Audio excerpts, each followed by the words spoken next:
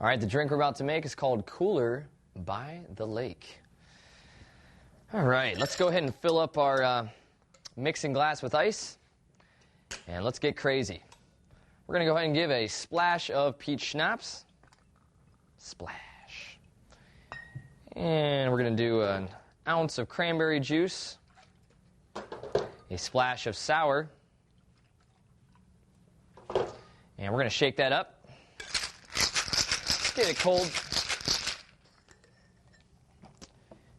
And go ahead and pour that into your glass.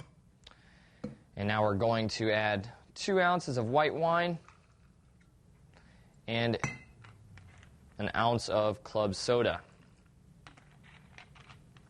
All right, use your spoon. Go ahead and stir it up. And now you've got 2 things left to do. Find a lake and drink up. Bottoms up.